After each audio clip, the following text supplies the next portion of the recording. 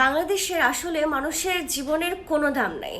মানে একটা পশু পাখিরও মনে হয় অনেক দাম আছে, কিন্তু তো বাংলাদেশে জীবনের আসলে কোনো দাম নাই। এই যে আমরা যেটা দেখলাম, একটা ফাইটিং প্লেন ঢাকা শহরের মধ্যে একটা ব্যস্ত এলাকা, যেখানে বাংলাদেশের ম্যাক্সিমাম মানুষ ঢাকাতে থাকে, সেখানে এক এক মানে এ একটা ঘটনা ঘটে গেল যেখানে কতগুলো বাচ্চা আহত হলো, মারা গেল।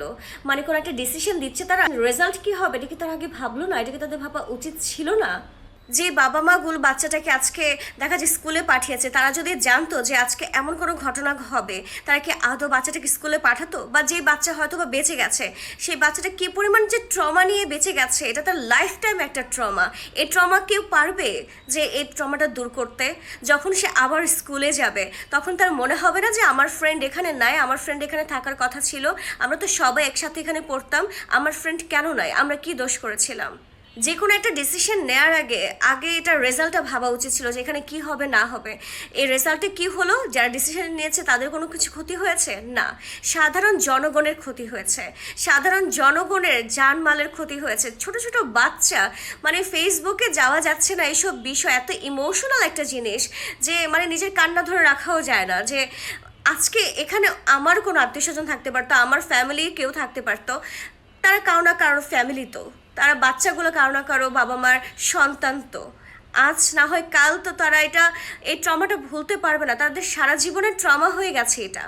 ঢাকা শহরের মধ্যে একটা বিজি সিটির মধ্যে মানে একটা ফাইটিং প্লেনের ট্রেনিং করানো হচ্ছে, অন্য কোনো প্লেস ছিল না ঢাকা সিটির মধ্যেই কেন, যেখানে ম্যাক্সিমাম মানুষ ঢাকা শহরে এত ব্যস্ত থাকে, এত কাজে থাকে, মানে স্কুল কলেজ দিয়ে ভরা ঢাকার শহর, সেখানে এই জিনিসটা ঘটে গেল। তারা এটার মানে পারমিশন দেওয়ার আগে তারা এটার জিনিসটা ভাবলো না, যদি বাই চান্স কোনো কিছু হয় তাহলে ক্ষতিটা কি হবে?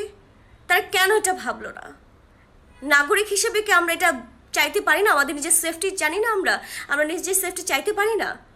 আমি এখন কথা বলছি, আমার এই বিল্ডিংয়ের ওপরও প্লেন ক্র্যাশ করতে পারে। আপনারা যারা দেখছেন, হুট করে হতে পারে আপনাদের ওপর এমন কিছু হতে পারে, আল্লাহ না করুক। বাট এমন অনিশ্চিত জিনিস বাংলাদেশে ঘটছে, অহরহ ঘটছে।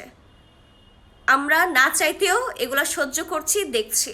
ডে বাই ডে কিচ্ছু বলার নাই, কারণ বাংলাদেশে জীবনের কোনো মূল্য নাই, সেটা যে কিছুই হোক না কেন।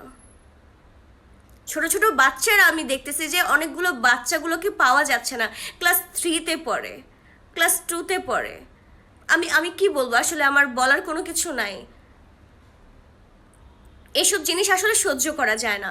মানে জিনিসটা খুবই বাজে হয়েছে। আর বাবা মার যে কী অবস্থা হতে পারে, সন্তানদের কী অবস্থা হতে পারে, এটা আসলে বলার মতো কিছু নাই। তাদের আসলে জবাবদিহিতা করা উচিত যে তারা কেন এই ডিসিশনটা নিয়েছে, আর কেন এত একটা বড় জিনিস ঘটে গেছে। এটার নিচে ভুল সিদ্ধান্ত কার ছিল? আমরা মানুষ তো, তাই না? একজনের কষ্ট দেখলে আরেকটা মানুষের কষ্ট লাগবে, এটাই স্বাভাবিক না? একজনেরটা আহত হয়েছে, মারা গেছে, এটাতে কষ্ট আরেকজনও পাবে। এটার নামই তো মানুষ, নাকি? নাকি মানুষের জীবনের কোনো দাম নাই, কোনো মূল্য নাই কারোর কাছে?